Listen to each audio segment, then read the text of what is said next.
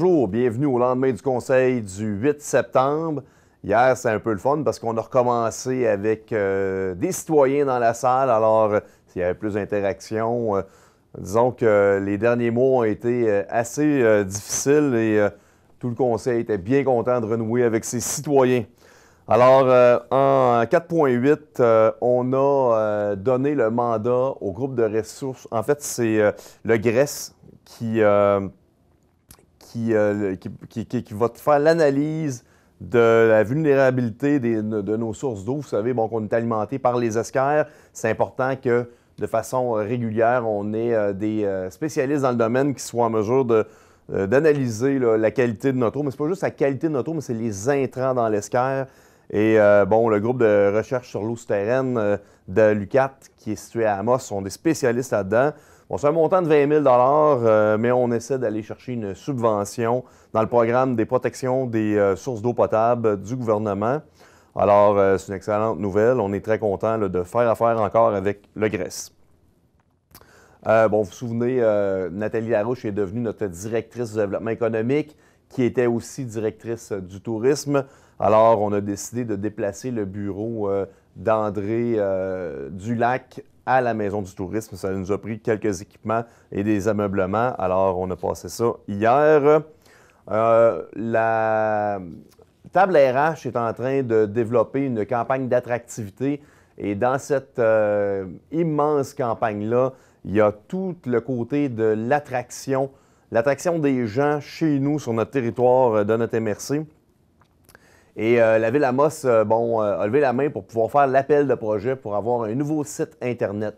Il faut comprendre que le site Internet sera pour l'attractivité de notre territoire, qui sera sous le nom de Amos Arikana, et que nous aurons aussi le volet tourisme dans ce fameux site Internet. Donc, la MRC aura son site administratif, la Ville d'Amos aura son site administratif, et il y aura un site wow pour attirer les gens, pour connaître les endroits où se loger, connaître les attractions. Donc ça, ce sera tout dans un même site. C'est un site qui va nous coûter 35 000 Vous comprendrez que ce n'est pas juste la Ville d'Amos qui paie pour ça. C'est le Bleu qui va réaliser le mandat.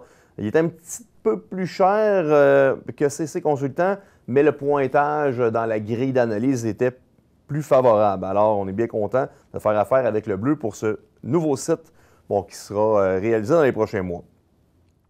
Vous savez, depuis qu'on a un superbe complexe sportif à Amos et on a des organismes en or pour les sports de glace, entre autres le hockey mineur, les comètes, le patinage artistique et les forestiers.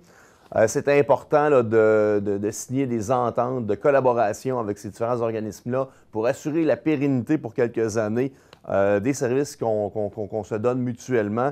Et on est juste venu là, régulariser toute la situation, puis mettre ça par écrit. En 4.17, on a fait l'acquisition d'un nouveau meuble qui est destiné à notre salle de Media Lab à la bibliothèque. Vous savez, on a commandé des équipements pour pouvoir faire toutes sortes de choses 3D. C'est quand même assez high-tech comme salle, là, mais on va pouvoir faire du numérique, de l'enregistrement. Et là, on avait besoin d'un mobilier. C'est Elle Janson qui va nous faire le mobilier pour 18 220 Encore là, il est un petit peu plus élevé que l'autre soumissionnaire. Par contre, c'était la seule soumission qui était conforme. On a un régisseur technique du service loisirs et de la culture qui prend sa retraite. Et nous avons engagé Olivier Bégin, qui était déjà à l'emploi au Théâtre des Esquerres, qui va devenir notre nouveau régisseur technique. On lui souhaite un bon succès dans son travail. Et suite à négociation, il y a 2 postes de ménage de nuit au complexe sportif qui étaient des sous-traitants qui maintenant seront des postes syndiqués. Alors, ce sera le poste concierge qu'on vient ajouter dans notre palette de postes. On a recherché depuis quelques années un ingénieur civil municipal. C'est pas évident, c'est une denrée rare. Et on a décidé de faire affaire avec le groupe Performa pour nous dénicher cette personne-là. Et on est très heureux d'annoncer que Dimitri Nguyen se joint à l'équipe d'Amos, quelqu'un qui connaît très bien l'Abitibi-Témiscamingue, qui a plusieurs années d'expérience comme ingénieur senior. Alors, on est bien content qu'ils se joignent à notre équipe. Et dernière nouvelle qui est drôlement intéressante, vous savez, on a fait l'analyse de la route 395, la zone Gravelé et le chemin Saint-Arnaud. C'est des projets qu'on avait déposés dans le PIIRL, qui est un programme de subvention territoriale qu'on avait déposé en même temps que la MRC. Alors, comme c'était favorable et qu'on a une grande portion des travaux qui sont payés par la subvention, très content d'avoir été en appel d'offres et que ce soit Galarno qui réalise les travaux pour un montant d'environ 580 000 donc, les travaux pourront se réaliser là, quand même assez rapidement. C'est des travaux de ponçage et de remplacement de ponceau, pardon, et de rechargement. Alors, voilà, c'était tout pour la séance du 8 septembre.